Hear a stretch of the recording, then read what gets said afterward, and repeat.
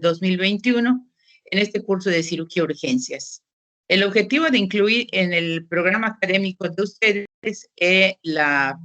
este curso es darle los elementos esenciales, básicos y fundamentales para que como estudiantes de medicina tengan los elementos mínimos necesarios para distinguir las diferentes patologías del sistema musculoesquelético, aunque el curso se llama cirugía urgencias, básicamente tiene elementos básicos donde van a conjuntar los conocimientos adquiridos durante el primer año y el segundo año para entender la patología del sistema musculoesquelético. Por eso es importante en cada una de las clases hacemos el repaso de las estructuras anatómicas desde el punto de vista anatómico, bioquímico y fisiológico para poder entender las diferentes lesiones.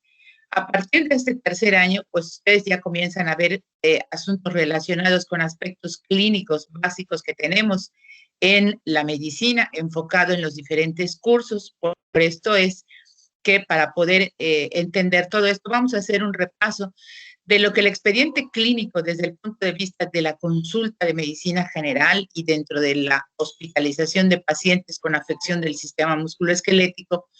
Es importante conocer los lineamientos que rigen en esta norma oficial mexicana, cuáles son las obligaciones, restricciones y desde el punto de vista legal, puesto que ya comienzan a manejar datos en el expediente clínico, aunque durante este año sea de manera virtual, pero va a llegar un momento en que tengan ustedes que enfrentarse a la práctica clínica y por lo tanto es importante conocer esto.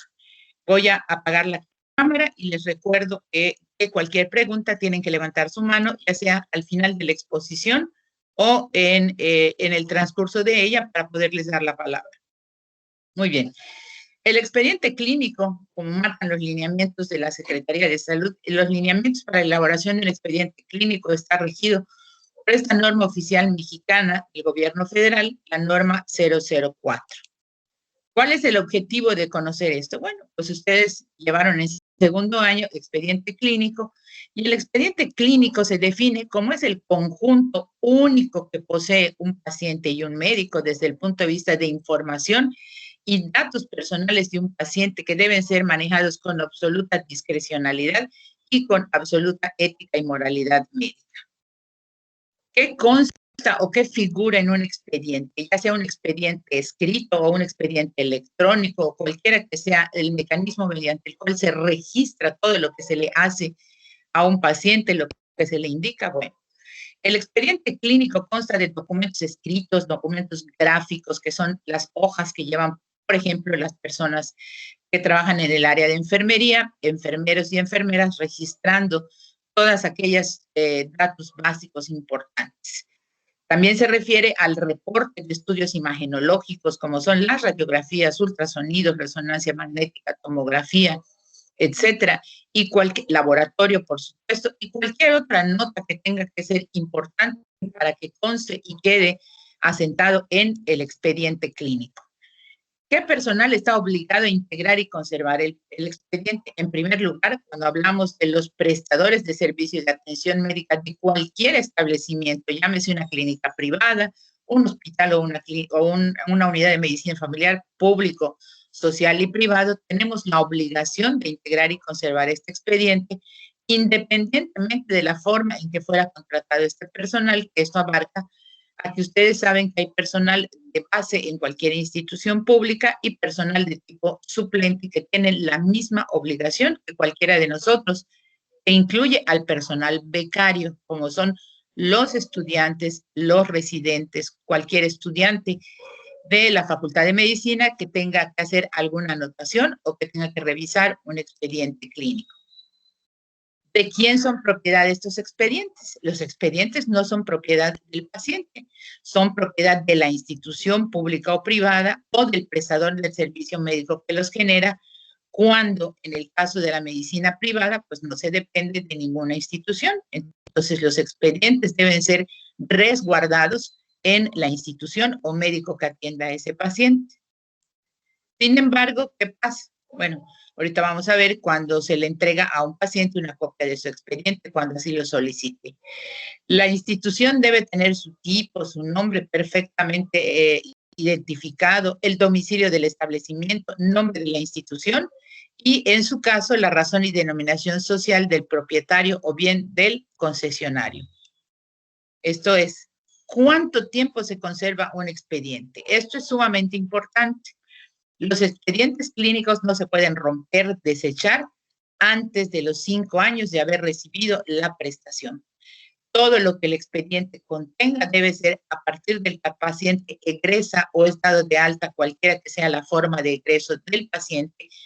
El expediente clínico debe ser resguardado por lo menos durante 5 años, que es la obligación que tenemos de resguardar ese expediente ante cualquier eventualidad.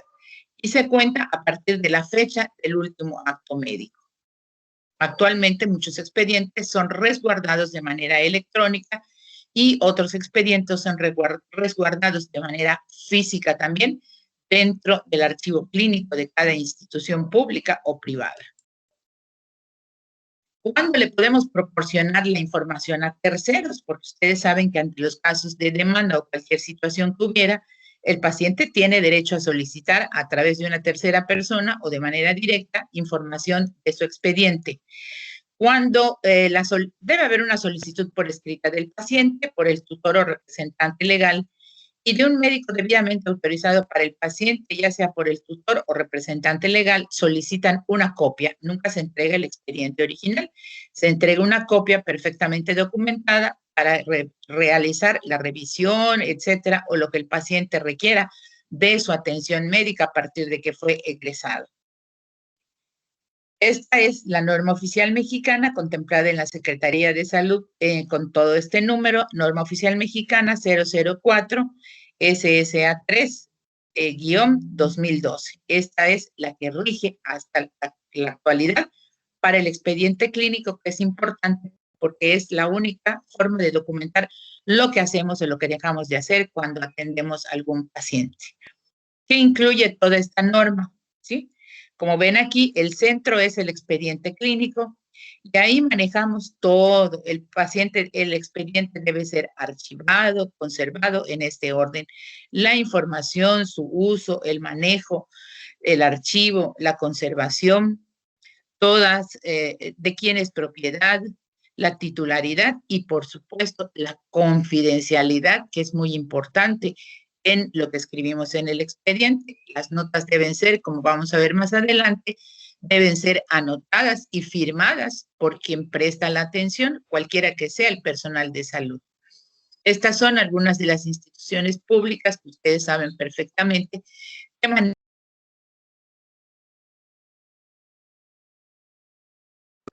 el Hospital Regional del ISSSTE, el IMSS con sus diferentes unidades, y cualquier queja que se genere a través de estas instituciones públicas o bien privadas, tienen un organismo conciliador ante alguna queja que se llama la Comisión de Arbitraje Médico de Yucatán, que es el logo que tienen junto al logotipo del IMSS.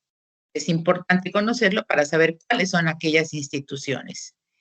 ¿Cuál es el objetivo de esta norma oficial mexicana para la elaboración del expediente clínico?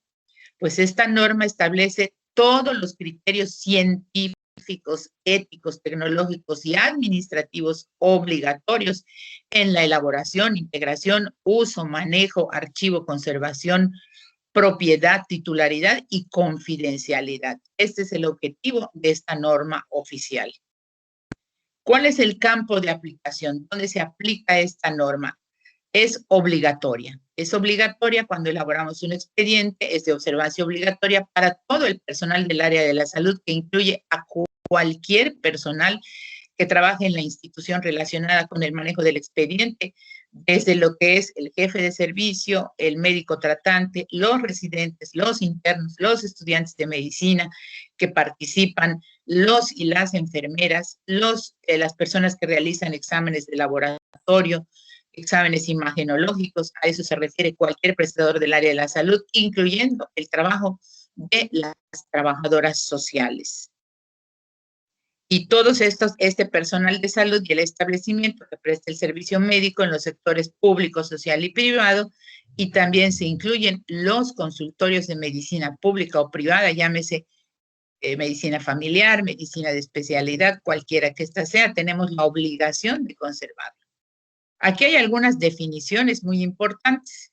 La definición de atención médica, las cartas de consentimiento informado, que como ustedes saben, cualquier procedimiento invasivo que tenga que hacerse el paciente desde su ingreso, llámese atención médica con o sin procedimientos quirúrgicos, el paciente y el médico deben asegurarse que dentro del expediente clínico el paciente firme una carta de consentimiento informado.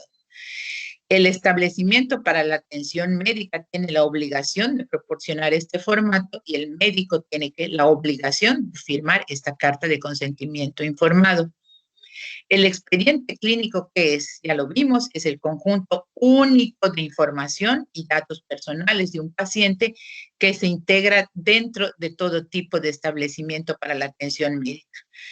Es muy importante que este expediente en la hospitalización también tenga que estar integrado de esta manera y, por supuesto, cualquier interconsulta que se realice fuera del área donde el paciente está hospitalizado debe ser documentado.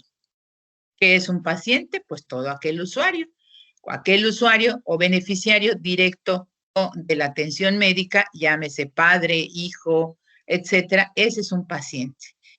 Debemos establecer el pronóstico cuando realizamos nuestra historia clínica, como ustedes saben, o bien cuando elaboramos una nota de ingreso donde establecemos el lineamiento del pronóstico. En el pronóstico nos referimos siempre, en el caso particular de cualquier enfermedad, el pronóstico para la vida, el pronóstico para la función, cualquiera que sea el sistema o enfermedad que produjo el ingreso de ese paciente. Ustedes saben también que existe dentro de las instituciones un sistema de referencia y contrarreferencia.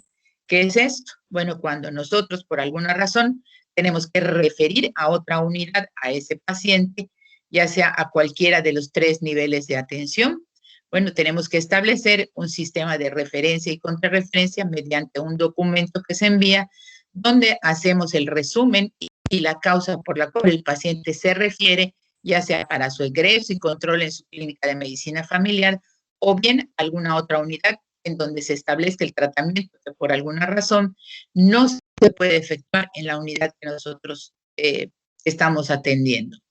Cuando hablamos de 3 niveles de atención, que es importante que ustedes conozcan, pues hablamos de 3 niveles. Nosotros como médicos generales y estudiantes de medicina tenemos participación de manera directa en las unidades de primer nivel de atención.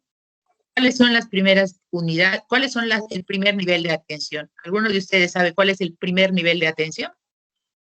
Por favor, si alguien lo conoce, que levante la mano. Si no, vamos a explicar uno a uno estos niveles. La medicina se basa para su atención en 3 niveles de atención.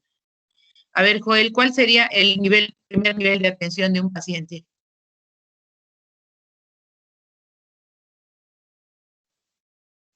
Es la atención primaria, creo que es la que involucra pues acudir a las comunidades, ¿no? Y pues más que nada se como que centra en la prevención, ¿no?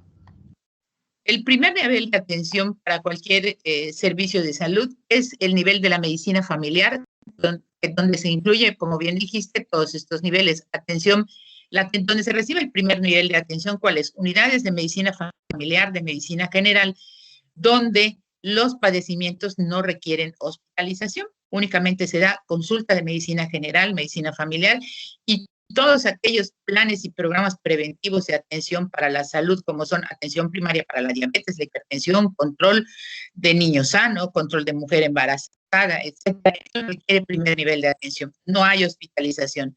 Se refiere exclusivamente a las unidades de primer nivel de atención de medicina familiar, medicina general. El segundo nivel de atención se refiere a los hospitales generales, como les acabo de demostrar.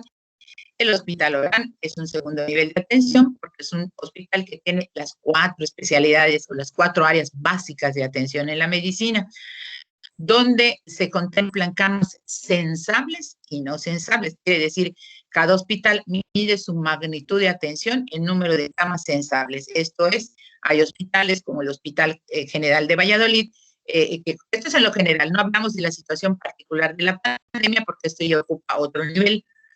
En el caso del segundo nivel está el Hospital General de Valladolid, que tiene 60 camas, pero aquí lo que distingue a los hospitales generales de segundo nivel es que tenemos las 4 ramas o áreas básicas de la medicina, que son la ginecobstetricia, la pediatría, la cirugía y la medicina interna, con sus diferentes subespecialidades. Ese es el segundo nivel. Y cuando hablamos del tercer nivel de atención, hablamos ya de unidades médicas especializadas como la UMAE del Seguro Social o bien el Hospital Regional de Alta Especialidad con el que contamos aquí, y en otros lugares de la República Mexicana, pues están los institutos nacionales de pediatría, de enfermedades pulmonares, de atención oncológica. Ya nos vamos a un tercer nivel de atención, una atención mucho más especializada, y es muy importante que distingan estos 3 niveles. La unidad de medicina familiar, cuando así lo considera, refiere al segundo nivel. Y el segundo nivel, si no dispone de los recursos necesarios y el paciente requiere de una atención más especializada, pues lo refiere a un tercer nivel de atención. ¿Qué es un resumen clínico? Es un documento elaborado, eso sí, el resumen clínico siempre lo elabora un médico, y en ese resumen tenemos que registrar los aspectos más relevantes de la atención médica del paciente, hacer un resumen del expediente clínico que justifique todos los elementos más importantes para poder entregarle a un paciente un resumen clínico. El paciente decida tratarse en otro lugar, tenemos la obligación, eso sí, de entregarle un resumen basado en todos los aspectos más relevantes de un expediente clínico. En el renglón de urgencias vamos a hablar a qué se refiere una urgencia. La urgencia es un problema médico quirúrgico agudo y que pone en peligro la vida o un órgano o una función y que requiere atención inmediata. Aquí voy a hacer un paréntesis porque las urgencias se catalogan en base a urgencias absolutas, urgencias relativas y urgencias sentidas. Y en ese renglón vamos a especificar la urgencia absoluta, es todo esto que está puesto ahí. La urgencia relativa es un paciente que dispone de un tiempo razonable para ser atendido, pero no está en peligro ni su vida, ni está en peligro un órgano, ni está en peligro una función. Requiere atención inmediata. Y la urgencia sentida es la del que el paciente refiere. Muchas veces el paciente, por una cefalea de 2 semanas de evolución, requiere solicita una atención inmediata, pero no es una verdadera urgencia en comparación a un paciente con una apendicitis aguda, a un paciente con una fractura aguda. Entonces, a este tipo de urgencias que hay que identificar son urgencias sentidas porque es lo que el paciente está pidiendo en ese momento, pero no es porque haya peligro de vida o peligro de la pérdida de alguna función o de algún órgano. Y el usuario, pues, es el paciente. Es muy importante que ustedes conozcan desde ahora para que cuando identifiquen la revisión de un expediente, la hoja de enfermería, que es la imagen que tienen a su derecha, que es un gráfico en donde se registran de acuerdo al turno que el personal de enfermería está trabajando, registra la presión arterial, la temperatura, la frecuencia respiratoria y las excretas. El paciente tuvo diuresis, tuvo náusea, tuvo vómito, todo lo que es pérdida desde el punto de vista líquido en normal y anormal, vómito, diarrea, función urinaria, medición de la orina, etcétera. Y habitualmente son 3 líneas que van graficadas en azul, en rojo o en verde, dependiendo del turno en el que el paciente haya sido atendido. Esa es la hoja gráfica de enfermería, que es la hoja que habitualmente revisamos cuando vamos a iniciar nuestro paso de visita en el hospital para saber cómo se comportaron los signos vitales de un paciente. Habitualmente se toman una vez por turno todos estos datos que están ahí, y si es turno matutino, la gráfica aparecerá en azul. Si el turno que estamos revisando es el vespertino, la gráfica y los números se representan en verde, y el turno nocturno realiza su gráfica en color rojo. Y ahí viene la descripción de cada una de estas. La elabora el personal en turno según la frecuencia establecida. Habitualmente es una vez por turno. Si queremos que el personal de enfermería realice todo esto 2 veces por turno, es importante señalarlo en las órdenes médicas, y en las órdenes médicas debe contener como mínimo, cuando una enfermera realiza esto, el hábitus exterior, la gráfica de signos vitales que ven ustedes ahí, la administración de medicamentos, a qué hora, la cantidad y la vía que prescribieron, los procedimientos realizados y si hubiera alguna observación. Esto es de suma ayuda cuando nosotros realizamos la visita diaria o cuando queremos saber el comportamiento de un paciente hospitalizado, apoyarnos muy bien en las hojas de enfermería y en todas las observaciones, ya sean verbales o graficadas de manera puntual en el expediente por parte del personal de enfermería, que son quienes están en contacto prácticamente todo el tiempo con el paciente. Por eso es muy importante conocer e identificar el registro que este personal realiza a través de esta hoja. Existe un modelo de evaluación del expediente clínico integrado y de calidad, que esto es muy importante para que así se pueda mantener la calidad de la atención. ¿Cómo se integra el expediente? Existe el expediente clínico solicitado, tiene un número único de identificación, los expedientes se numeran, se incorpora un índice guía en las carpetas, cuál es su contenido, los documentos están secuencialmente ordenados y por completo. Ustedes saben que un expediente clínico, como se observa, tiene una carpeta metálica o una carpeta de cualquier material. Habitualmente en el hospital son carpetas metálicas donde está señalado el número de expediente, el nombre del paciente y el número de cama. Además, en primer lugar está la hoja frontal, luego viene la historia clínica y luego todos los demás documentos como son la hoja de evolución con su nota de ingreso, luego siguen los reportes de laboratorio y de imagen, las órdenes médicas y luego aquellos procedimientos si los hubiera desde el punto de vista quirúrgico. El lenguaje debe ser legible, no hacer garabatos que nadie puede entender y actualmente muchos hospitales utilizan el expediente electrónico a través de equipos de cómputo en donde, bueno, ahí podemos realizar esta actividad y no con la letra manual que en un momento dado puede ser ilegible y sin abreviaturas, tachaduras y enmendaduras. Muchas veces por abreviar ponemos HTA y lo que para uno significa hipertensión arterial, para otros significa histerectomía total abdominal. Entonces, por eso es muy importante identificar qué tipo de abreviaturas podemos hacer, pero de preferencia evitarlo. El expediente se debe contemplar y se debe mantener limpio, sin rayaduras, sin arrugas, sin enmendaduras, sin rupturas, y se anexa la lista de verificación, en el caso que lo hubiera, de intervenciones quirúrgicas, que es donde varían expedientes entre esto. ¿Cuáles son los elementos mínimos que tiene una historia clínica? Ustedes lo vieron en segundo año. Hay una ficha de identificación, realizamos los antecedentes heredofamiliares, personales no patológicos, patológicos, describimos el padecimiento actual, hacemos un interrogatorio por aparatos y sistemas, la exploración física del paciente, los resultados previos y actuales de estudios de laboratorio, si el paciente ya hubiera tenido terapéutica empleada y resultados obtenidos, los diagnósticos o problema clínico, y al final es muy importante, aunque no tuvieran ustedes una cédula profesional, quien haya realizado la historia clínica tiene la obligación de poner su nombre completo y firmarlo. Es la única manera de que lo que esté escrito tenga validez. El expediente puede estar documentado con todo esto, pero si no hay firmas, en el momento de una demanda, no cuenta.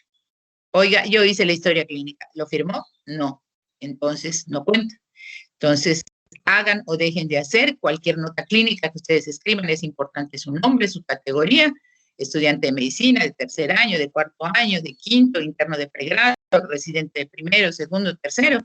Y junto a esto, si ya tuvieron una cédula profesional, hubiera que añadirla y firmarla.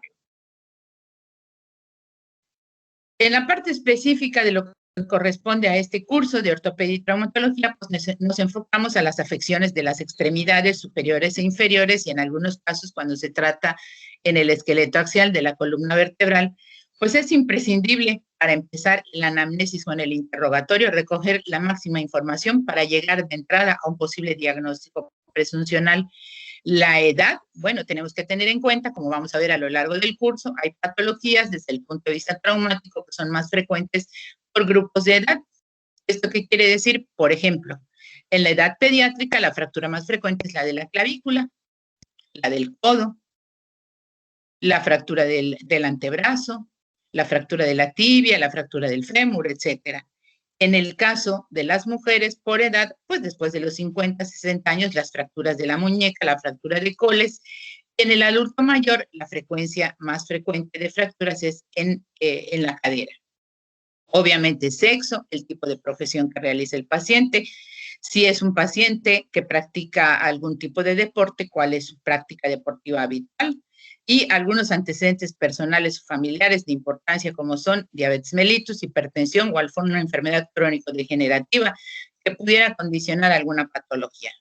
El motivo fundamental por el un paciente ocurre a la consulta de traumatología o bien para una cirugía ortopédica programada va a estar relacionado con uno de los síntomas principales. ¿Cuáles son estos síntomas principales en el caso de pacientes con afección del sistema musculoesquelético que acuden por nosotros, ya sea de manera consulta o que ingrese vía urgencias? El dolor, la deformidad, si la hubiera, y la alteración funcional.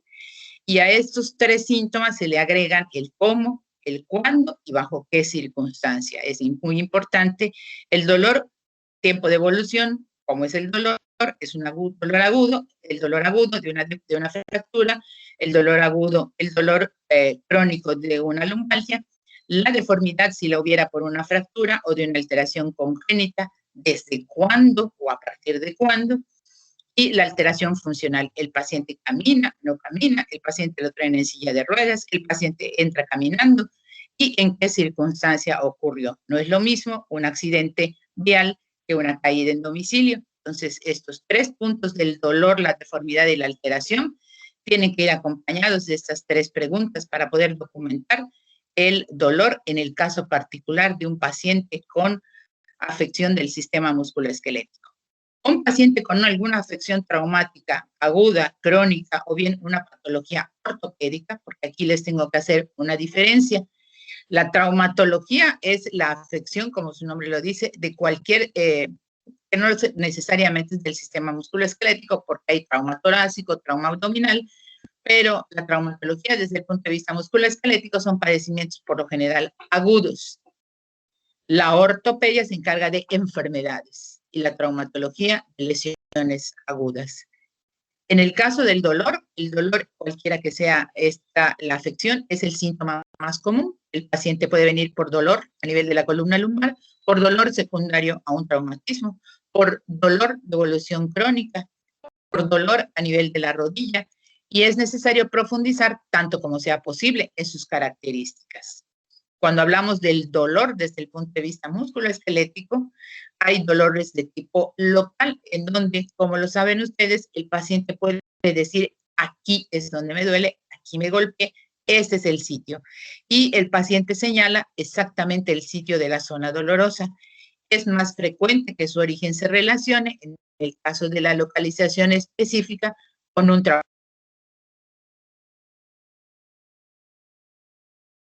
Es un poco más difícil de precisar. El paciente localiza el dolor con dificultad, puede abarcar algunas zonas adherentes a la estructura afectada. Y un ejemplo de esto es el dolor en la cara anterior del muslo, pero que está en relación con patología ortopédica de la cadera, como vamos a ver en cada una de las diferentes entidades patológicas que vamos a ver a lo largo del curso. La deformidad. En estas imágenes nada más les muestro algunas de las deformidades desde el punto de vista ortopédico. La primera imagen corresponde a una deformidad que afortunadamente cada día se presenta menos, es el pie equinovaroaducto. En el caso de abajo es un niño con una deformidad importante, con unas tibias varas, y en la tercera imagen corresponde a una escoliosis del adolescente. Entonces tenemos que determinar si la deformidad es adquirida o es de tipo congénito. Así nació, entonces deformidad congénita y es ambos, como vemos, o equinovaroaducto congénito. Apareció a lo largo del desarrollo, sería la escoliosis. En el caso relacionado con la lesión, bueno, pues tenemos las luxaciones y existen deformidades que se establecen en edades infantiles, como vemos esta imagen, con un genovaro. Y sobre todo la identificación de derrame articular articular en el caso de las articulaciones, ya sean niños o adultos, o bien hematomas a nivel de la articulación. Cuando hablamos de la alteración funcional, el paciente expresa la pérdida de la movilidad. Lo mueve menos, ya no lo muevo, me cuesta trabajo caminar, me duele flexionar la rodilla, y es la impotencia para realizar un gesto cotidiano, algo que regularmente el paciente hacía, y la misma limitación pasa a un paciente en una simple incomodidad. No puedo subir las escaleras o no puedo trabajar agachado, que son algunos de los términos que los pacientes utilizan para referir la alteración funcional de la extremidad o de la región anatómica afectada. Es importante puntualizar en el planteamiento una serie de preguntas concretas y especiales para cada articulación. El paciente se puede calzar, por ejemplo, puede caminar más de una hora, puede estar sentado con las piernas cruzadas. En cada una de las patologías se establecen los diferentes términos para su localización. Desde el punto de vista de la exploración física es muy importante. Si tenemos a un paciente en consulta que puede caminar, cuál es su tipo de marcha, la realiza de manera independiente. El paciente se presenta con un aparato de descarga, como un bastón, como una andadera, desde cuándo la utiliza, porque la utiliza, a partir de cuándo, para saber, la utilizaba antes, caminaba bien antes, cómo caminaba antes. Entonces, esto de preferencia al paciente lo examinamos en el caso de los niños descalzo, ¿sí? Y completamente desvestido, manteniéndolo siempre con mucha ética y con mucha profesionalidad, el colocarle una bata para poder ver. En el sistema musculoesquelético hay que visualizar todo el contexto del cuerpo para ver alguna alteración mecánica, para ver alguna alteración funcional. Por simple observación, es importante apreciar la marcha del paciente, cualquiera que sea la edad, sobre todo a nivel de la consulta, para saber si hay claudicación o cojera, como el paciente refiere, ¿no? Pues estoy cojeando, ya no puedo subir las escaleras, etcétera, y entonces ya nos enfocamos desde la exploración con los datos que tenemos, orientándonos hacia el diagnóstico presuncional. En la inspección es muy importante visualizar, como yo les decía, tenemos que fijarnos en la constitución del paciente. No es lo mismo un paciente con sobrepeso o un paciente con un peso normal o un paciente con bajo peso. La morfología, el aspecto morfológico del paciente, su masa ósea, su masa muscular, la forma en que camina, ¿sí? Entonces, todo esto es muy importante visualizarlo.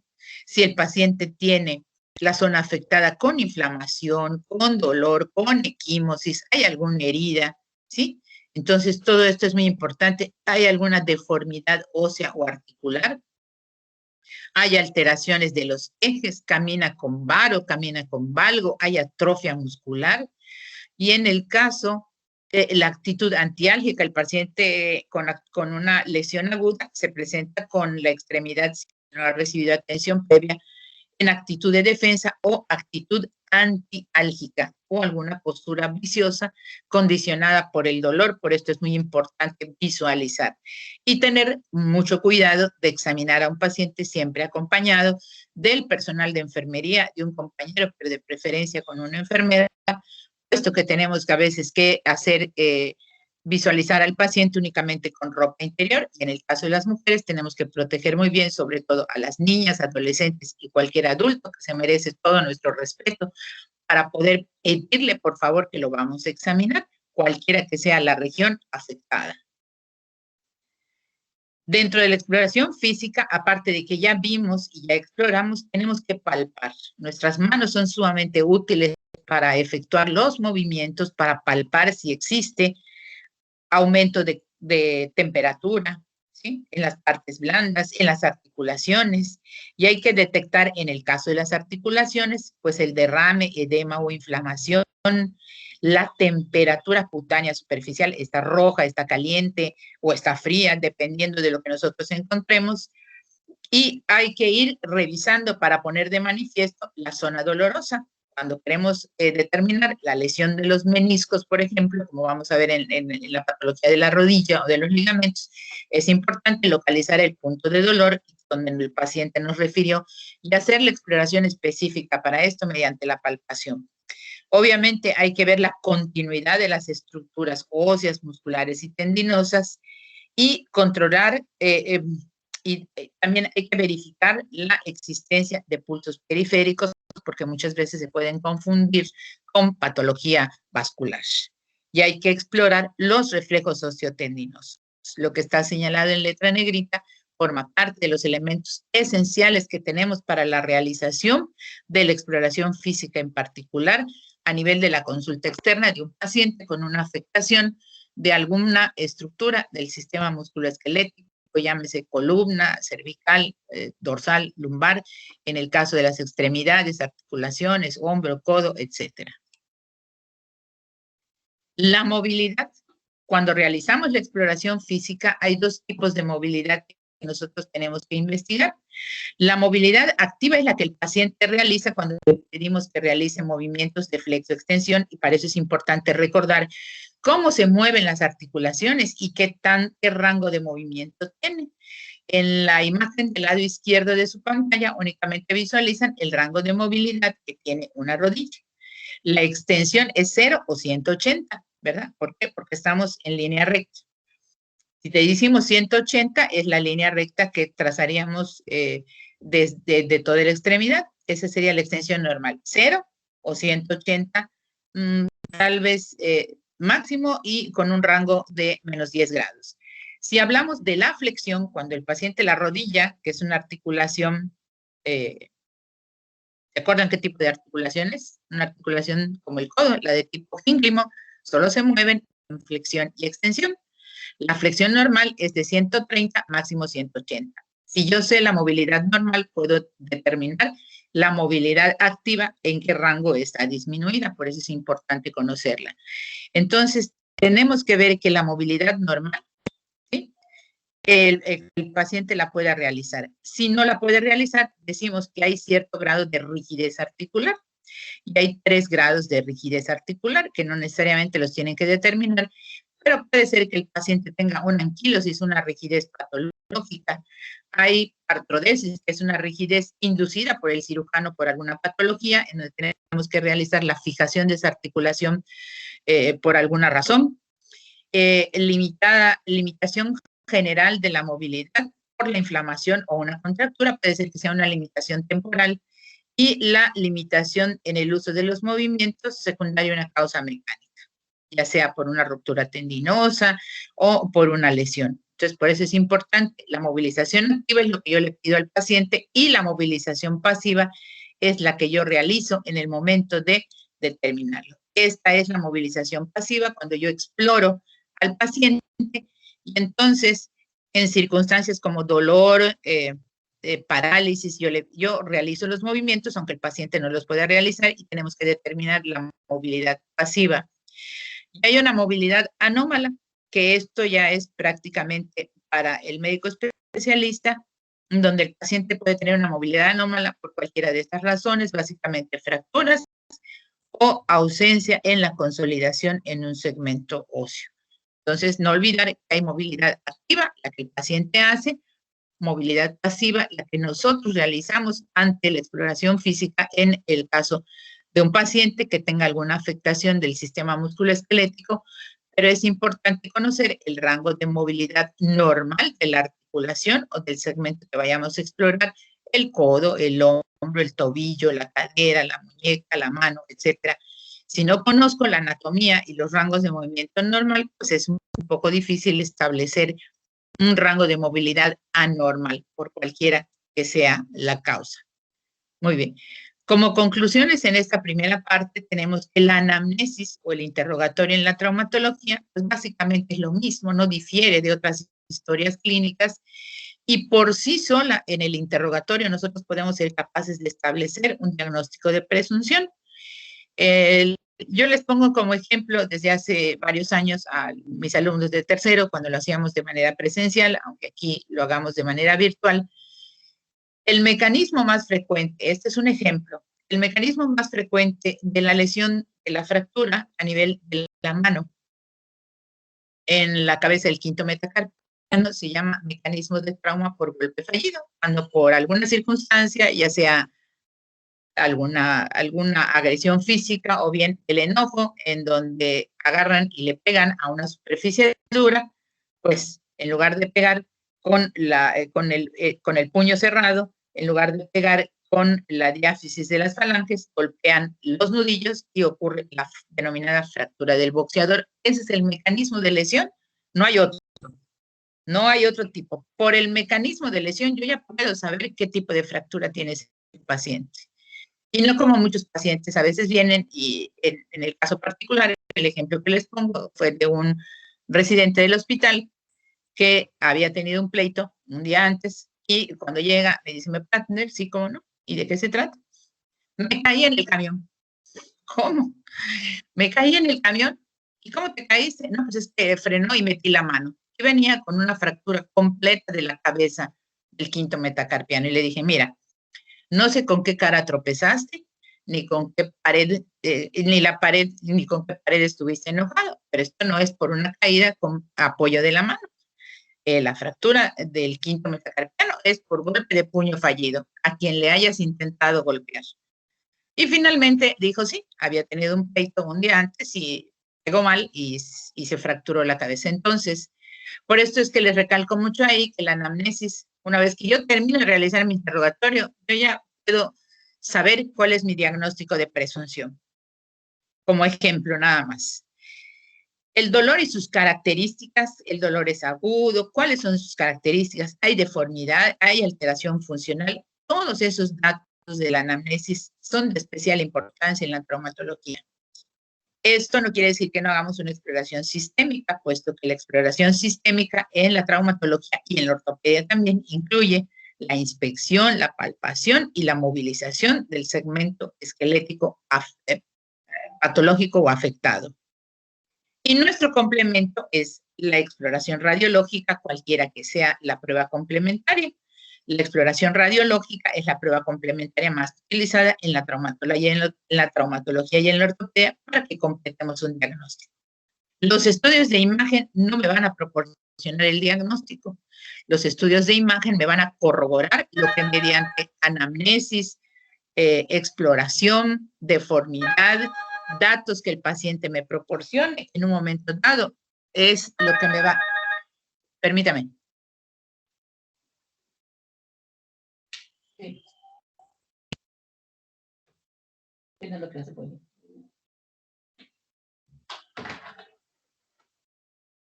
Perdón. Entonces, el estudio radiológico es la prueba complementaria más utilizada. Exploración radiológica, ¿qué incluye? Puede incluir una radiografía simple, puede incluir el ultrasonido, puede incluir la tomografía y la resonancia magnética.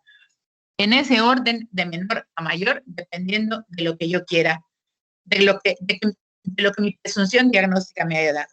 En el primer nivel de atención, los médicos del primer nivel de atención, estudiantes de medicina, internos, médicos familiares y generales, están totalmente autorizados y capacitados para solicitar estudios simples como son las radiografías simples en la posición del segmento afectado en diferentes proyecciones y el ultrasonido.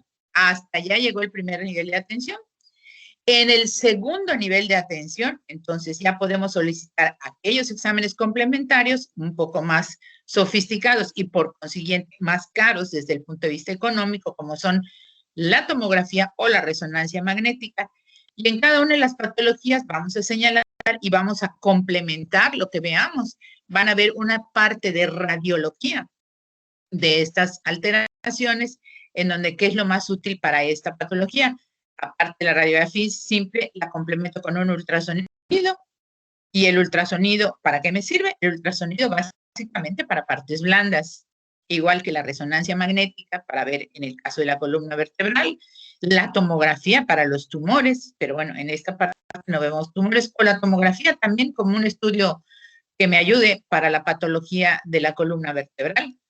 En fin, cada una de estas pruebas complementarias desde el punto de vista radiológico tiene una justificación, pero les repito, el médico general únicamente tiene la autorización para solicitar esta prueba complementaria radiológica en radiografías y ultrasonido, tomografía y resonancia magnética para el segundo y tercer nivel de atención, por favor. Si no, imagínense, hay médicos generales que por una cefalea a todos los pacientes les piden o una tomografía y una resonancia, y eso no está en su ámbito de responsabilidad. ¿Por qué? Porque son estudios que se deben realizar en el segundo y tercer nivel de atención, y además de que son estudios sumamente costosos, aunque han ido disminuyendo en costo, pero hay que pensar también en la economía del paciente y en el lugar donde estamos. En el primer nivel de atención pueden tener rayos X simple, en el segundo nivel ya tienen ultrasonido, tomografía y resonancia magnética. Pero en algunos segundos niveles solamente tenemos ultrasonido y tomografía, y la resonancia magnética está confinada a los hospitales de tercer nivel, como la UMAE o el Hospital Regional de Alta Especialidad, desde el punto de vista de nuestro medio y de lo que nosotros tenemos aquí en nuestra ciudad. Muy bien, hasta aquí llegamos con esta primera parte. Si hubiera alguna pregunta, con mucho gusto, por favor, levanten la mano e iniciamos la sesión de preguntas y respuestas.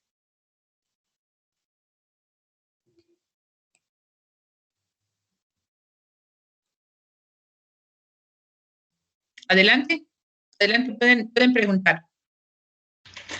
Maestra, dijo que el ultrasonido es para el segundo nivel, nada más. En el primero no se puede utilizar. En el primero lo puedes solicitar, pero casi nunca ¿cómo se llama esto? Las unidades de primer nivel tienen ultrasonido. Casi siempre solo tienen rayos X. Gracias. Sí, casi nunca tienen el ultrasonido. ¿Alguna otra pregunta? Adelante, por favor.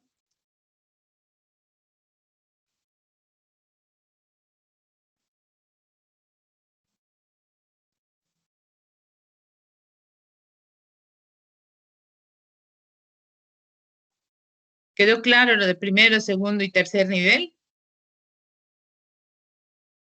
Sí, doctora. Sí.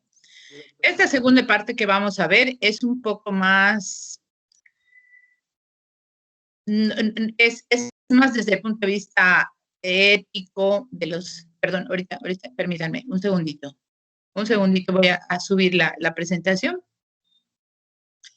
y luego nos vamos a otra serie de preguntas y respuestas.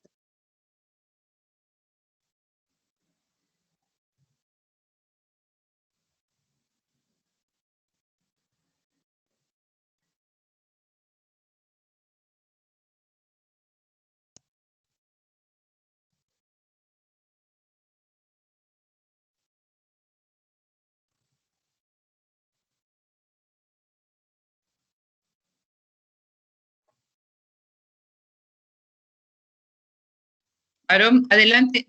Pueden preguntarme en lo que yo localizo la siguiente presentación. Con mucho gusto, por favor. Doctora, buenos días. ¿Qué pasó? Buenos días. Un médico de primer nivel puede solicitar una tomografía y derivar a su especialidad correspondiente al paciente. No tiene la autorización, sobre todo en los hospitales públicos. No te aceptan en rayos X la solicitud de tomografía de un médico. Por lo general, si no es ninguna, digo, a no ser que estuvieras en el área de urgencias, pero si no es ninguna urgencia, el paciente es enviado lo envías al segundo nivel y ellos se encargan de esto. Gracias, doctora. Sí. Disculpe, doctora, yo tengo una duda. Sí, claro. Adelante, adelante. ¿Cuál es la diferencia entre ecografía y ultrasonido? Es lo mismo, mi amor. Caso, entonces, ¿sigue aplicando para el primer nivel también eso? Sí, es lo mismo, sí. Ok, gracias, doctora. Sí, es exactamente lo mismo. Permítame, esta parte que vamos a ver sobre aspectos éticos y legales, más que nada es para que ustedes tengan desde el punto de vista, lo voy a dejar cargado, Y acuérdense que todo el material se queda dentro de los materiales de clase para que puedan repasar, inclusive revisar, y pues ya después, entonces, queda un tiempo grabado y ya después se borra. Entonces, si hubiera alguna pregunta relacionada con esto, pues después en la siguiente clase podríamos ver algunas, aunque tiene esta fecha, pero perdón, es exactamente lo mismo. Esta parte se refiere a los aspectos éticos y legales. Permítame, por favor. Dentro de la traumatología y del sistema musculoesquelético, aquí les hago la diferenciación, definición y conceptos generales de la traumatología. La traumatología y la cirugía ortopédica es una especialidad médico-quirúrgica. En esta especialidad, ¿qué hacemos? Bueno, pues se trata del estudio, desarrollo, conservación y restablecimiento de la forma y de la función de las extremidades, de la columna vertebral. En este curso tenemos columna vertebral, pero desde el punto de vista de la medicina general, hacemos un repaso de la lumbalgia como el padecimiento más frecuente. Esta especialidad se ocupa de del restablecimiento desde el punto de vista quirúrgico y médico de la forma y función de las extremidades, la columna y sus estructuras asociadas por cualquiera que sean estos medios, médicos, quirúrgicos y obviamente desde el punto de vista físico. En urgencias, el servicio de urgencias es un servicio que se presta de forma continuada, por eso ustedes van a ver que en algunos lugares las áreas de urgencias se llaman admisión continua, porque es un servicio que no para. Trabaja las 24 horas, los 7 días, todo el mes, durante los 365 días del año. Y en el área de urgencias se atienden de manera inmediata, la gran mayoría de las veces, aunque no siempre así ocurre por múltiples razones, donde la atención inmediata es de aquellos procesos agudos que precisan una intervención y decisión terapéutica urgente porque la vida del paciente está en alto riesgo. Esta es la verdadera urgencia. Esto es lo que debe ser atendido en urgencias. ¿De acuerdo? No aquel paciente que tiene 3 semanas con una lumbalgia y que quiere que lo atiendan de manera inmediata. Esa es una urgencia sentida, no es una urgencia absoluta. Desde tiempo inmemorial, pues el hombre se ha preocupado, bueno, ustedes saben, aquí hay algo de historia de la medicina, de recuperar y rehabilitar a los individuos que han perdido sus condiciones físicas como consecuencia de alguna afección. Como ven, los primeros ensayos terapéuticos sobre el sistema musculoesquelético probablemente se guiaban por la intuición, y la intuición nos guiaba por la necesidad de contener una hemorragia, curar una herida, inmovilizar una fractura. Y la medicina primitiva de ese entonces, pues se caracterizaba porque se utilizaban elementos mágicos y empíricos. Actualmente nosotros tenemos la medicina basada en evidencias para el tratamiento y las guías de práctica clínica, que es básicamente la parte que ustedes tienen que revisar en las diferentes patologías. El curso está enfocado a la medicina basada en evidencias de lo que está demostrado y algunas o la gran mayoría de las patologías que vamos a ver tienen una guía de práctica clínica que están contempladas en las guías de práctica clínica de la Secretaría de Salud. En ese entonces, esa medicina preventiva utilizaba como objetivo en la historia, hay que recuperar al paciente hasta el estado funcional anatómico y óptimo, y hoy por hoy ese principio y objetivo, pues prácticamente para nosotros sigue siendo el mismo.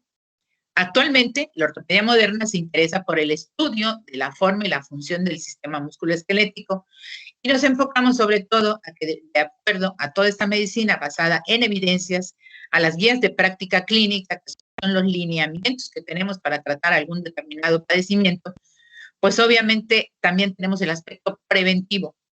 Por ejemplo, la acción preventiva para las fracturas de cadera consiste en detectar densidades óseas minerales en aquellas pacientes posmenopáusicas que tengan una disminución importante en la densidad ósea y administrar algún tratamiento que prevenga, o en un momento dado, ayude a prevenir una fractura de cadera con la cual disminuimos una potencial muerte de un adulto mayor. La acción está encaminada contra aquellas afecciones que deforman la arquitectura del cuerpo humano, que alteran el equilibrio y aquellas enfermedades de los huesos o tejidos que dan lugar a pérdida de forma o función, como en el caso de los tumores o las fracturas. El campo de acción de esta especialidad, ¿qué incluye? Pues como cualquier atención médica relacionada con alguna especialidad, la valoración clínica, el diagnóstico, La prevención, que ahí tendríamos que ponerlo en mayúscula, la prevención de caídas en el adulto mayor, la prevención de accidentes mediante medidas de prevención de carreteras, vehículos, educación para el tránsito, educación del peatón, etcétera. El tratamiento, ya sea por medio de cirugía o no cirugía, y finalmente también nos ocupamos con los médicos y los licenciados en rehabilitación de que el paciente reciba este proceso de recuperación mediante una rehabilitación adecuada para que el paciente portador, ya sea de una enfermedad congénita, como en el caso de los niños, y adquiridas deformidades y alteraciones traumáticas y no traumáticas del aparato locomotor y sus estructuras, y de tratar y llegar a la función normal para que el paciente pueda ser reintegrado y tener calidad de vida. Pero el aspecto preventivo, como en toda la medicina, actualmente ha cobrado una particularidad en relación a un enfoque muy adecuado. Desde el punto de vista de aspectos básicos, tenemos que tener, como en cualquier área de la medicina, un conocimiento anatómico. No puedo intervenir ante una patología si no conozco la anatomía. Si hablamos del sistema musculoesquelético, si no conozco la biomecánica, cómo se mueve, cuáles son los músculos que actúan, cuáles son los ligamentos, cuáles son los tendones, qué tipo de función realiza esta estructura, no le puedo pedir a determinada estructura que realice un movimiento para lo cual no está hecho ni diseñado. Desde el punto de vista bioquímico, su función y su relación con todos los aspectos bioquímicos que sufrimos cuando tenemos un accidente, cuando tenemos una fractura, cuando tenemos una enfermedad, bioquímicamente, cómo se altera nuestro organismo también desde el punto de vista fisiológico de todos los sistemas, órganos y tejidos implicados en el aparato locomotor y algunas estructuras asociadas. ¿Por qué? Porque, por ejemplo, como vamos a ver en las próximas clases, un paciente que sufre varias fracturas tiene un manejo, un diagnóstico y un tratamiento adecuado, pero tiene cambios biomecánicos, bioquímicos y fisiológicos que tenemos que conocer para actuar de manera oportuna. En un paciente politraumatizado el aspecto es mucho más grave, porque entonces hay una respuesta metabólica al trauma donde todo aquel mecanismo que ustedes conocen de bioquímica y fisiología, como a través de todo nuestro sistema neuroendocrino, el organismo comienza a defenderse de la agresión sufrida y dependiendo del número de órganos y tejidos implicados. A mayor lesión, un paciente politraumatizado no solamente puede tener una o más fracturas, puede tener una contusión de tórax, un trauma de abdomen, empieza toda esa respuesta metabólica al trauma y empiezan cambios fisiológicos y bioquímicos sumamente importantes que tenemos que detectar para que el paciente pueda recibir el tratamiento adecuado. Así siempre en las áreas de unidades de cuidados intensivos por la gravedad del problema. Obviamente tenemos que conocer los aspectos anatomopatológicos y fisiopatológicos de origen traumático que afecten de manera inicial o secundaria a cualquiera de estas estructuras anteriormente descritas, ya sea la columna, las extremidades superiores y de acuerdo a esto. Los aspectos asistenciales indican que tenemos que tener conocimiento acerca de la realización e interpretación de procedimientos diagnósticos, clínicos, instrumentales y de gabinete. ¿Esto qué quiere decir? Que nosotros debemos saber qué estudio voy a solicitar para darle la interpretación adecuada, qué tipo de laboratorio le voy a pedir. No, laboratorio de todo. Muchas veces por una patología muy sencilla le piden biometría hemática, perfil de lípidos, pruebas reumáticas, y eso significa un alto costo si el paciente lo tiene que pagar o bien un alto costo para la institución. Por esto es que aquellos elementos que van a servirnos, aquellas herramientas que tenemos para completar nuestro diagnóstico, como son exámenes de laboratorio, de gabinete, etcétera, pues tienen que ser los muy específicos para que podamos llegar a un diagnóstico sin llegar a grandes gastos y cuando sea necesario, pues se hará lo necesario, ¿verdad? Pero hay elementos muy importantes que con estudios muy simples podemos llegar y corroborar a un diagnóstico preciso. Es muy importante la farmacología. A un paciente con una fractura, a un paciente con una lesión aguda por una fractura, prácticamente nunca indicamos ácido acetilsalicílico. Díganme la razón, por favor, si tienen algún conocimiento. Si alguno de ustedes tiene idea de por qué cuando un paciente tiene una fractura o tiene un hematoma o tiene una herida sangrante, cuál es A ver, Ángel, adelante. Por su efecto antiagregante, entonces puede Perfecto. complicar una hemorragia. Exacto. Cuando un paciente tiene una herida sangrante, un hematoma, un derrame articular y todo, prácticamente nunca indicamos ácido acetilsalicílico por la razón que acaban de mencionar. El ácido acetilsalicílico o la aspirina funciona como antiagregante plaquetario y esto va a complicar más nuestra situación. Sin embargo, es un buen elemento desde el punto de vista farmacológico, si no tenemos algo más específico, en las fracturas de cadera.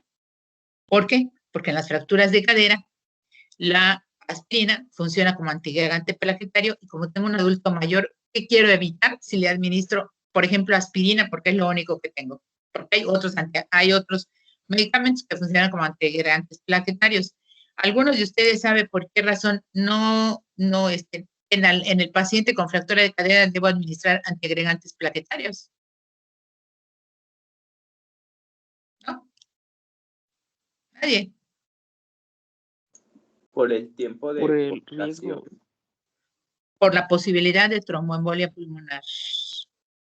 Un buen adulto mayor con una fractura de cadera va a estar acostado el tiempo que puede ser lo mínimo o máximo para recibir atención y el riesgo de un adulto mayor con una fractura de cadera, sobre todo, implica una alta posibilidad de muerte súbita por tromboembolia pulmonar. Y dentro del protocolo de manejo del paciente con fractura de la cadera, aparte de todo lo que vamos a ver, ese paciente debe recibir antiagregantes plaquetarios.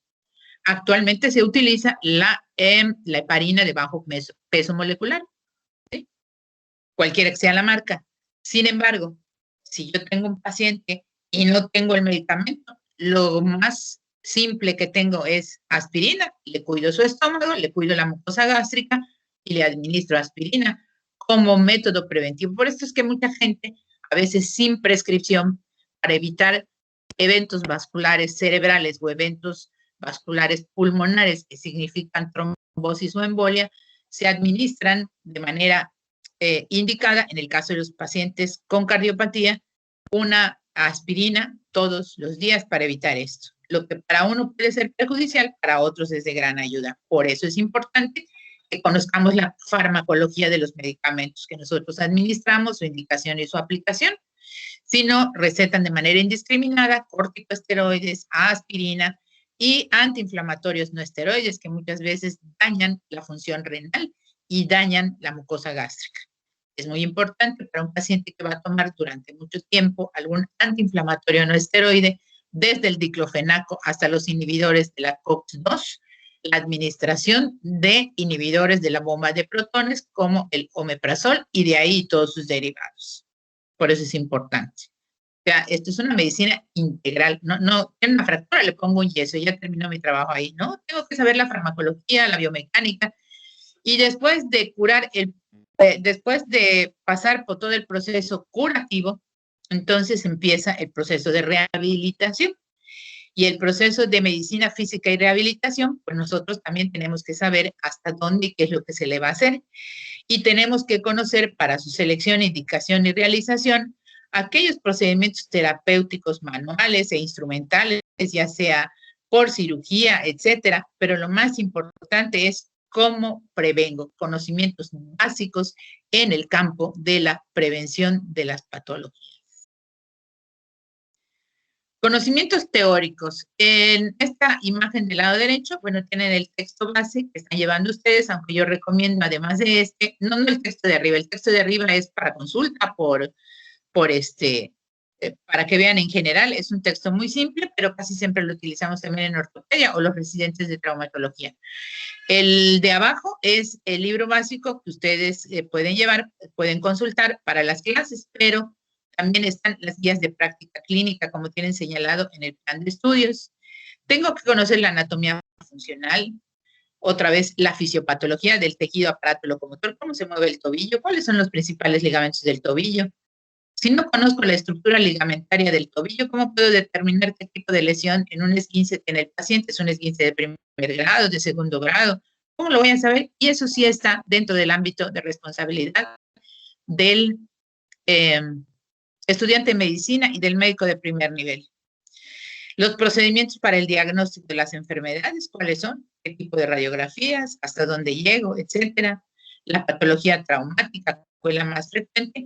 Y algunos procedimientos quirúrgicos de complejidad y dificultad técnica, bueno, nada más para que conozcan, porque si todo sucede cuando ustedes lleguen al internado, pues tendrán la oportunidad de entrar a algún tipo de cirugía ortopédica traumatológica y poder entender cuál es el procedimiento que se está realizando y por qué, con todos los conocimientos base de la cirugía. Una vez más, les recalco que la realización de la historia clínica tiene que ser adecuada, las técnicas de examen clínico, cómo se interpretan las radiografías, la indicación de lo que se indicó en el área de urgencias. El tratamiento va a ser conservador o quirúrgico, el diagnóstico, prevención y tratamiento, tengo que prevenir complicaciones, indicación de la rehabilitación y obviamente todos estos conocimientos de atención médica y de medicina física. No es lo mismo en el adulto, como está en la imagen de arriba, con una fractura de cadera, fractura de la mano o bien un niño con una lesión traumática. Pero todo esto se lleva bajo un marco legal en donde los médicos, desde el punto de vista profesional, tenemos una responsabilidad. Y aquí esto es más de buena práctica médica y de ética en la medicina dentro de este curso, para recalcarles que el actuar del médico, aunque sin intención causa daño en el paciente, se cataloga como una mala práctica. Yo lo hice de buena intención, no quería, pero salió mal. Usted incurrió en una mala práctica o mala praxis. Actualmente la ley impone al médico la obligación de responder cualquier tipo de lesión por las consecuencias dañosas en su actuación profesional, cualquiera que éste sea. Al final vamos a ver algunas estadísticas de quiénes son los más demandados y por qué, ¿verdad? Estos actos culposos atribuidos al médico a causa de un ejercicio inadecuado en la medicina figuran en la mala praxis o mala práctica médica, y el organismo conciliador entre el paciente y el médico afectado o el médico demandado está la Comisión de Arbitraje Médico a nivel local y a nivel nacional. Hay un reglamento debidamente documentado en el ejercicio profesional, en el Código Sanitario de nuestro país, y solamente aquellas personas que hayan hecho estudios requeridos por la ley y hayan sido aprobadas en su examen son los capacitados legalmente para el ejercicio de su profesión. ¿Esto qué quiere decir? Si yo tengo la especialidad de medicina familiar y general acreditada y certificada, ¿qué puedo ejercer? Medicina familiar, medicina de primer nivel. Yo tengo un documento que dice que estudié, aprobé y me certifiqué como ginecobstetricia. Puedo realizar todo aquello que implica la especialidad.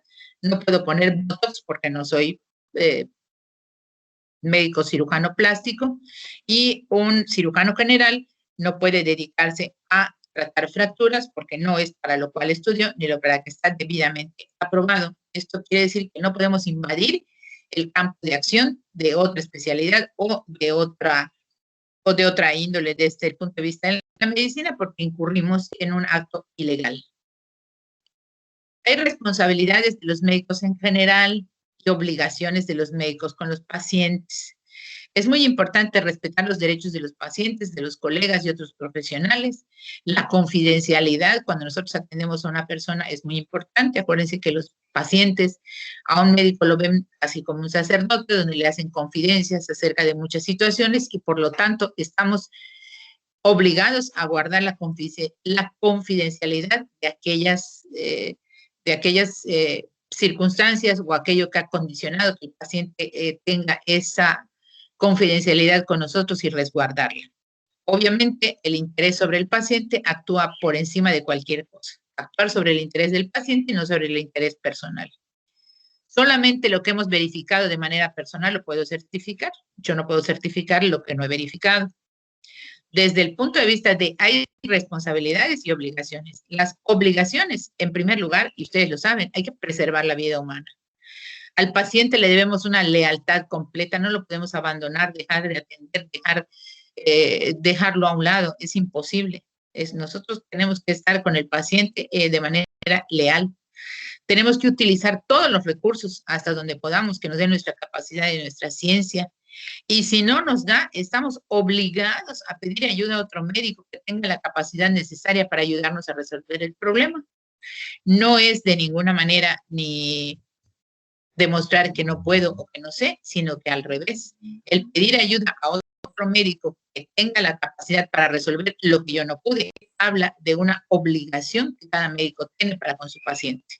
Otra vez recalcamos la absoluta confidencialidad y la atención de urgencia, cualquiera que sea la circunstancia, paciente derechohabiente, no derechohabiente, paciente cualquiera que sea, raza, origen, etcétera, condición social, condición de género, la atención de urgencia, tengo la obligación de proporcionarla en cualquier circunstancia como parte de un servicio humanitario. Ahí no pueden ustedes decir, no lo atiendo porque el paciente es portador de VIH, no lo atiendo porque el paciente, no señores, el paciente con una atención de urgencia debe ser, es nuestra obligación atenderlo cualquiera que sea la circunstancia como parte de un servicio humanitario. En la traumatología, desde el punto de vista médico-legal, se clasifican los traumatismos, el tiempo del traumatismo, reparación de la herida, pericia. Ahí vamos a ver luego en una sola clase, que es una contusión, que es una equimosis, que es un derrame. ¿Por qué tiene que ver esto? Porque las heridas y el daño corporal tienen un tiempo de curación. Cuando nosotros de manera accidental o de manera no accidental, de manera, las lesiones que son infligidas o autoinfligidas, en el caso de los que se realizan actos de suicidio, pues las contusiones, equimosis, derrames y todas esas cosas, estas lesiones señaladas aquí en la diapositiva, heridas cortantes, punzantes, punzocortantes o por proyectil de arma de fuego, tienen un tiempo de curación dependiendo de la magnitud y tipo de lesión. Aquellas lesiones que, por ejemplo, en un accidente se producen y tardan, y son catalogadas como heridas que tardan menos de 15 días en cicatrizar o en sanar, determinadas por un médico forense, pues para quien dañó, esto significa que, pues, mediante un acuerdo legal, puede salir de la detención o de la cárcel. Aquel paciente que tenga una lesión que tarde más de 2 semanas en sanar, si no está debidamente protegido y no llega a un acuerdo y conciliación con el paciente, se va a la cárcel hasta que el paciente sane. Entonces, como ven, dependiendo de la lesión, en un accidente, si yo lesioné a alguien y no llega a ningún acuerdo a través del seguro médico, a través del seguro del vehículo en donde le aseguren que va a ser atendido hasta su curación, o no tienen un seguro que pueda cubrir esto, el paciente con más de 2 semanas de su lesión va a tardar más de 2 semanas, el que lo lesionó se va al bote. Los estudios complementarios sirven en el caso de los problemas médico-legales, por ejemplo, el trauma térmico, las quemaduras, la electricidad doméstica, la electricidad atmosférica, lesiones por radiación, etcétera. Entonces, esto implica todo este tipo de lesiones que tienen que ser determinadas desde el punto de vista legal. Tipos de mala práctica más frecuentes en el área de la ortopedia y cirugía en accidentes. La no detección de fracturas. Cuando aplicamos un vendaje o una inmovilización de manera inadecuada que obstruya la circulación arterial y esto provoca daño tisular. En el caso de los politraumatizados, no diagnosticar una hemorragia intracraneal. En el caso de cuerpos extraños no detectados, sobre todo en ojos y en heridas, ya sea de las extremidades o de la cara. Lesiones a nivel craneal tratadas de manera inadecuada. Y dar de alta a pacientes que aún están enfermos en el área de urgencias en lugar de hospitalizarlos. Todo esto está descrito porque esto ocurre. Entonces, ténganlo muy presente cuando ustedes revisen esto. Esta es una pequeña gráfica que es lo más reciente que pude obtener para ustedes en el área, en el 2006 en España. En ese entonces, en la responsabilidad sanitaria en el 2016 en España, de las especialidades más significativas en responsabilidad sanitaria, esto es que fueron demandados. En primer lugar, lo ocupó la ortopedia y la traumatología. Alguien me preguntaba por qué. Pues porque lo que nosotros desde el punto de vista como traumatólogos y ortopedistas hacemos son extremidades, y si yo dejo una fractura no alineada, pues se va a notar y se va a ver. En el caso de otras especialidades, pues no es tan visible la lesión o lo que haya quedado y el paciente no lo ve, pues no se queja. En segundo lugar está la cirugía general y el aparato digestivo, la medicina interna, luego la obstetricia, y ahí subsecuentemente estas son las 10 especialidades que en ese entonces, en el 2010, a nivel de Europa, eran de las más demandadas desde el punto de vista de responsabilidad sanitaria. Sin embargo, en nuestro país no cambia tanto, no cambia tanto. Esto fue publicado por este doctor, de apellido Dolci, y colaboradores en el año 2007, como él es maestro en salud pública y fue director de la Facultad de Medicina de la UNAM. En ese entonces, el doctor Dolci documentó que el 79.5% de las quejas, ¿sí?, se concentra en 10 especialidades, y con nosotros ya cambia un poquito. Las 5 que representan el mayor porcentaje de daño físico fueron, en primer lugar, la ginecología, la pediatría, la oftalmología, la cirugía general y la medicina familiar, con estos porcentajes. Si se analiza la mayor gravedad del daño por especialidad, solo daño permanente y muerte, este orden ya se modifica, y entonces, de todas maneras, la ginecobstetricia sigue ocupando el primer lugar, la pediatría, la medicina familiar, y en quinto lugar aparecemos los ortopedistas. Entonces, como ven, no hay una gran diferencia en estas estadísticas que se muestran con relación a la demanda. Existe un marco ético que ocupa la deontología. La deontología médica, que quiere decir que es el estudio de las obligaciones y derechos del médico desde el punto de vista ético y legal. Existe la ética en la práctica médica, en donde muchas veces se confunden, ya que significan lo mismo porque su origen es diferente. La ética y la moral son palabras que significan lo mismo. Ethos viene del griego y moris del latín. En la práctica, la ética es la ciencia del correcto actuar. La moral filosófica basada en razón y ciencia, y se refiere a la ética religiosa. Entonces, como ven, ética y moralidad para nosotros prácticamente es lo mismo. Existe un marco ético. Posiblemente esto lo vuelvan a ver cuando vean, si no es que ya lo vieron, en la clase de relación médico-paciente. Ya llevaron esa asignatura, relación médico-paciente. ¿Cuál? No, doctora, todavía la vamos a llevar en este periodo. Con el doctor Hermilo Contreras. Sí, Bueno, empezamos mañana. Ah, muy bien. Pues esto también les puede servir. Él abarca estos, en esa clase se abarcan estos aspectos éticos y legales.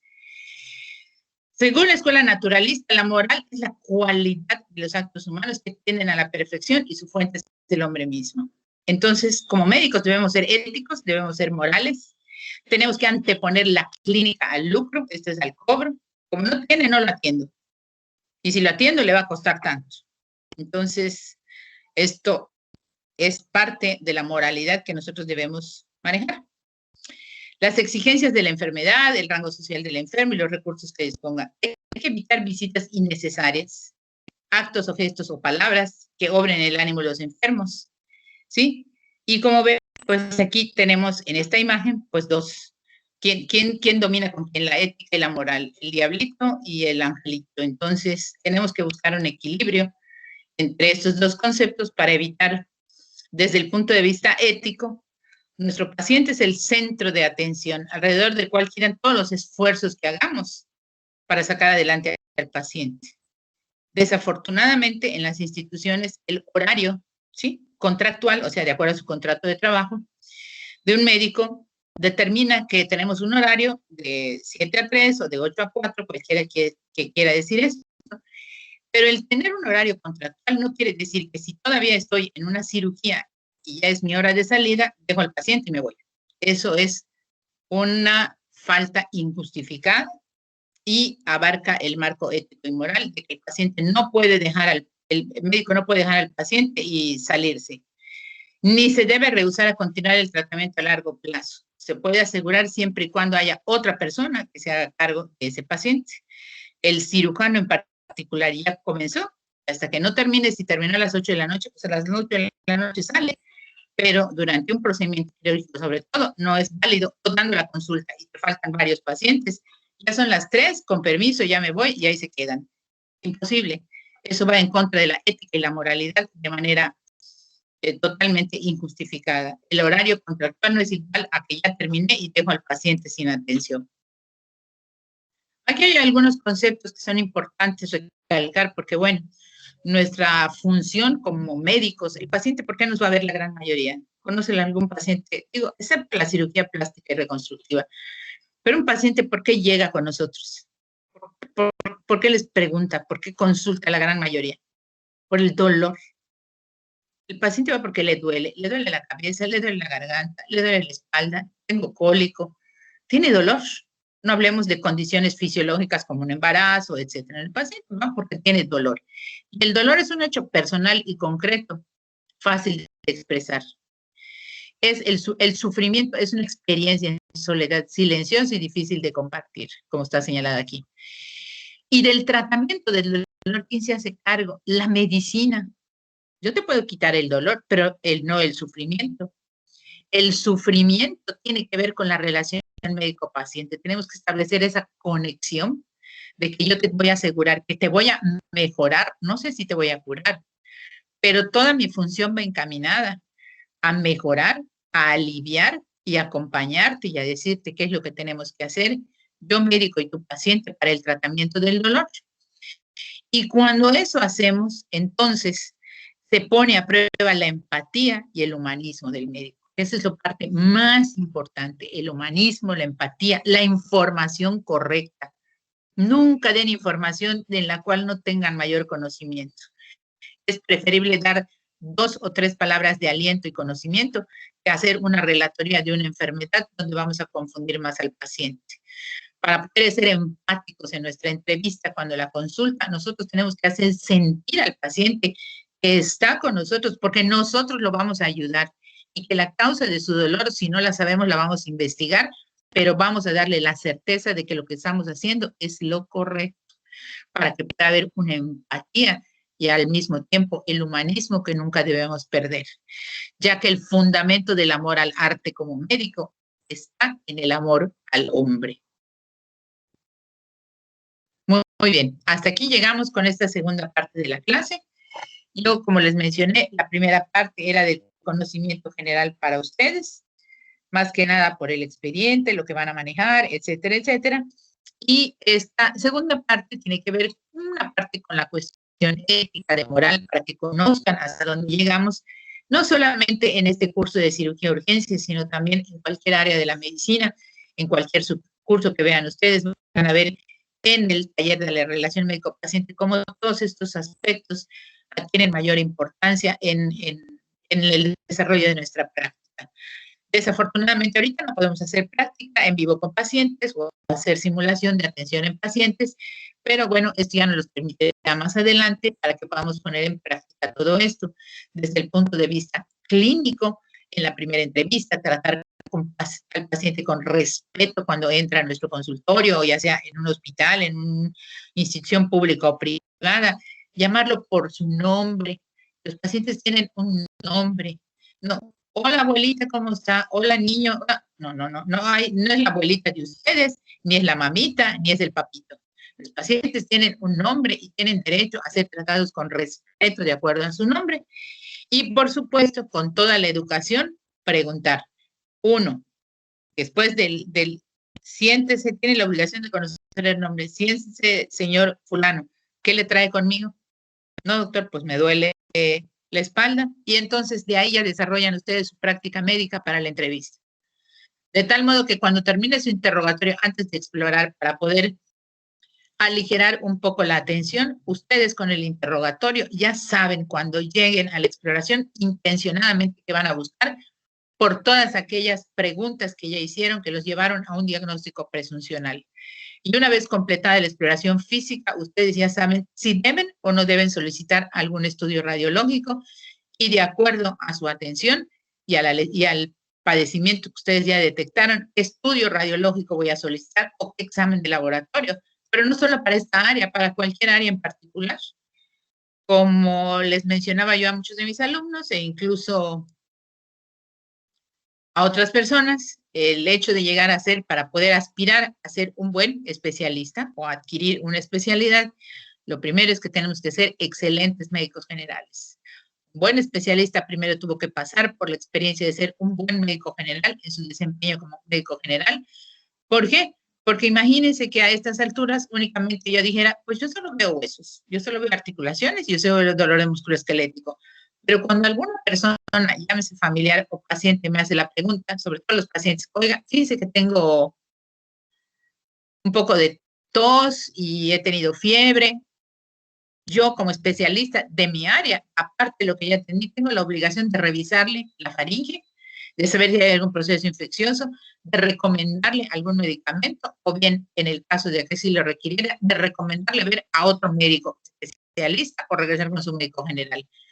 O bien, cuando consultan por un problema dermatológico, además de su problema de musculoesquelético, oiga, ¿qué cree que es esta manchita? Ah, no sabe usted al dermatólogo, yo no sé. ¿Cómo no sabes? Pues no eres médico. Para poder ser especialista, primero tuvieron que ser médicos generales o médicos generales para el perfil que están ustedes estudiando medicina, y deben ser excelentes médicos generales que puedan abarcar la gran mayoría de las patologías sin que necesariamente tengan que llegar a una especialidad, y cuando desarrollen una especialidad, si así lo decidieran, pues obviamente tienen todos los elementos para atender cualquier tipo de patología médica o quirúrgica, si así lo hicieran. Muy bien, hasta aquí llego con esta presentación. Si me hacen el favor de hacer sus preguntas. Cualquier pregunta relacionada con el primero o el segundo tema, adelante, tenemos 15 minutos para esto. Y después de esto, vamos a pasar a algunos lineamientos generales de este curso. ¿De acuerdo?